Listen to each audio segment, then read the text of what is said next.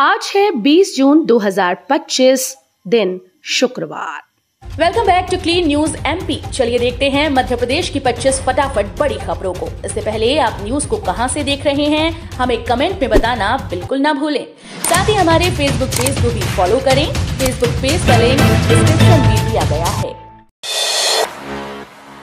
लाडली बहना योजना की राशि 3,000 की जाएगी, सीएम का ऐलान। मुख्यमंत्री मोहन यादव ने कहा कि हमारी सरकार ने संकल्प पत्र में योजना की राशि बढ़ाने की घोषणा की। अब इस घोषणा की ओर बढ़ते हुए दीपावली पर योजना की राशि की रकम बढ़ाकर 1,500 रुपए बहनों के खाते में ट्रांसफर की जाएगी। यही नहीं, सीएम ने यह भी स्पष्ट कर दिया कि साल 2028 तक योजना के तहत प्रदेश सरकार की ओर से लाडली बहनों के खाते में घोषणा के अनुरूप 3,000 रुपए की राशि ट्रांसफर की जाने लगेगी। एमपी में पदोन्नति का गजट नोटिफिकेशन जारी। मध्य प्रदेश के सरकारी कर्मचारियों के लिए बड़ी खबर सामने आई है, जहां प्रमोशन को लेकर सामान्य प्रशासन विभाग के द्वारा गजट नोटिफिकेशन जारी कर दिया गया। बता दें कि बीते 9 सालों से कर्मचारी अधिकारी बिना प्रमोशन के रिटायर हो रहे थे, जिसके कारण सरकार को नए नियम बनाने पड़े। नियमों के इस बात का उल्लेख किया गया कि सीधी भर्ती के पदों में एससी और एसटी वर्ग को 16% और 20% आरक्षण दिए जाने का प्रावधान है। एमपी पुलिस विभाग का सबसे बड़ा एक्शन, सिर्फ 5 दिन में 10,482 अधिकारी कर्मचारी किए इधर से उधर। मध्य प्रदेश पुलिस इतिहास में ऐसा पहली बार हुआ है जब सिर्फ 5 दिन के भीतर 10,000 से अधिक पुलिस अधिकारी और कर्मचारियों का तबादला किया गया है। प्रदेश भर के थानों और सब डिवीजन में 4 साल या इससे ज्यादा समय से पदस्थ सिपाही से सब इंस्पेक्टर तक के 10,482 पुलिसकर्मी निकले हैं। एमपी पुलिस के सभी 57 थानों में ऐसे सबसे ज्यादा 1,029 पुलिसकर्मी इंदौर पुलिस कमिश्नरेट में पदस्थ मिले। संस्कार भूले तो सोनम जैसी औलादें पैदा होंगी, सीएम मोहन यादव का बड़ा बयान। सीएम डॉक्टर मोहन यादव ने कहा कि वीरांगना लक्ष्मीबाई की शौर्य गाथा जन जन तक पहुंचनी चाहिए। वीरांगना लक्ष्मीबाई के रूप में साक्षात देवी दुर्गा ने धरती पर जन्म लेकर ग्वालियर की भूमि पर बलिदान दिया। ये भूमि हमारे लिए तीर्थ के समान है। वो महारानी लक्ष्मीबाई के 167वें बलिदान दिवस पर आयोजित मेले में बोल रहे थे। आज और 21, 22, 23 जून को भारी बारिश की चेतावनी। मानसून के साथ 5 सिस्टम एक्टिव। मध्य प्रदेश को मानसून ने पूरी तरीके से पहुंच गया है। गुरुवार को राजधानी भोपाल सहित जबलपुर, इंदौर, रतलाम, उज्जैन, मंदसौर, नीमच, राजगढ़, हरदा सहित कई जिलों में बारिश का दौर जारी रहा। मौसम विभाग की माने तो प्रदेश में 5 सिस्टम एक साथ एक्टिव हो गए, जिसके कारण अगले 4 दिनों तक प्रदेश का बारिश का असर देखने को मिलेगा। 50% चालकों की आंखें कमजोर, 136 में से 68 को निकली निकट दृष्टि दोष की समस्या। चालक डे पर रविवार को परिवहन विभाग ने डॉक्टर हरि सिंह गौर मुख्य बस स्टैंड पर व्यावसायिक वाहन चालकों का नेत्र परीक्षण शिविर, अग्निशमन प्रशिक्षण व चालक सम्मान समारोह का आयोजन किया। इसमें यह बात सामने आई कि सड़कों पर वाहन लेकर दौड़ रही 50% चालकों की आंखें कमजोर हैं। शिविर में नेत्र विशेषज्ञों ने कुल 136 चालकों की आंखों की जांच की, जिनमें से 68 को निकट दृष्टि दोष की समस्या पाए जाने पर उन्हें चश्मा लगाने की सलाह दी गई। इंदौर गाजियाबाद के बीच शुरू होगी डायरेक्ट फ्लाइट। इंदौर से उत्तर प्रदेश के गाजियाबाद के लिए सफर करने वाले यात्रियों को अब सीधी हवाई यात्रा का लाभ मिल पाएगा। इंडिगो विमान कंपनी की ओर से आज 20 जुलाई से इंदौर से गाजियाबाद के बीच सीधी उड़ान शुरू की जा रही है। ये उड़ान गाजियाबाद से इंदौर आकर वापस गाजियाबाद जाएगी। विमान कंपनी ने उड़ान शुरू करने की घोषणा करते हुए इसकी बुकिंग शुरू कर दी है। एनसीएल विस्थापन में नया नियम, सरकारी जमीन पर रहने वाले परिवारों को मिलेंगे 6 लाख।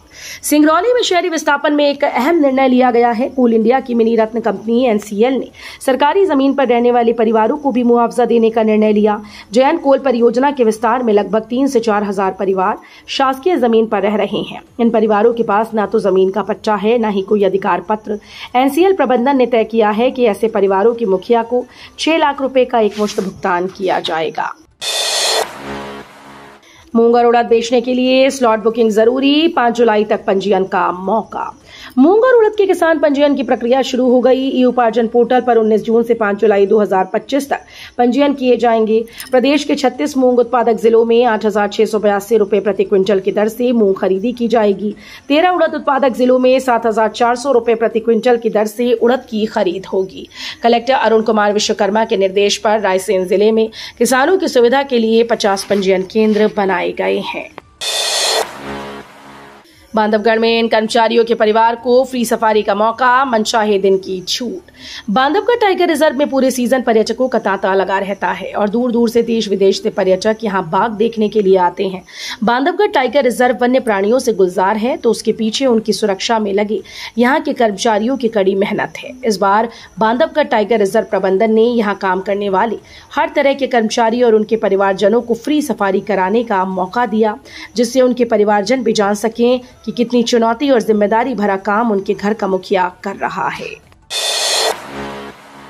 केंद्रीय कर्मचारियों के इस भत्ते के बदले नियम। केंद्र सरकार ने 1 जुलाई 2025 या उसके बाद सरकारी सेवा में शामिल होने वाले कर्मचारियों के लिए ड्रेस अलाउंस से संबंधित नियमों में संशोधन किया। सरकार की ओर से जारी अधिसूचना के अनुसार ऐसे कर्मचारियों को पूरी वार्षिक राशि के बजाय आनुपातिक आधार पर ड्रेस अलाउंस दिया जाएगा। छतरपुर में 73 स्कूल बसेस फिटनेस मानकों पर फेल, परिवहन विभाग ने नोटिस जारी कर दी चेतावनी। बच्चों की सुरक्षा से जुड़े बेहद संवेदनशील मामले में छतरपुर परिवहन विभाग ने एक बार फिर से सख्ती दिखाई। शहर और जिले भर में संचालित हो रही स्कूली बसेस की जब जांच की गई तो हैरान कर देने वाले तथ्य सामने आए। जिले की कुल 73 स्कूली बसें फिटनेस मानकों पर खरी नहीं उतरी।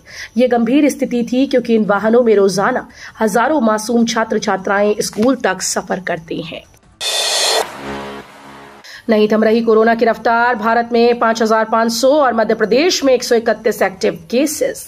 मौसम जितनी तेजी से करवट ले रहा है उतनी ही तेजी से कोरोना भी अपने पैर पसार रहा है। भारत में कोविड एक बार फिर से सक्रिय हो गया। पूरे देश से कोरोना के नए मरीजों की संख्या में हर दिन वृद्धि हो रही है। हालांकि कोरोना का ये नया वेरिएंट उतना अधिक खतरनाक और अधिक जानलेवा नहीं है, लेकिन इसमें एहतियात बरतना जरूरी है। अगर बात करें एमपी की तो पूरे प्रदेश में पिछले 24 घंटे में लगभग 25 नए केस सामने आए। मध्य प्रदेश के शहर में आज से ई रिक्शा बैन, कंडम वाहनों को ठिकाने लगाने बनी पॉलिसी। राजधानी की सड़कों पर ई रिक्शा की रफ्तार थमने वाली है। आज से भोपाल की मुख्य सड़कों पर ई रिक्शा नहीं चलेंगी। हालांकि इनका उपयोग मुख्य सड़कों से जोड़ने वाली कॉलोनीज में आवाजाही के लिए सिर्फ किया जाएगा। सांसद आलोक शर्मा ने कहा कि ई रिक्शा की स्पीड कम होने के कारण सड़कों पर जाम लग जाता है। ई रिक्शे के लिए पॉलिसी बनाई जाएगी।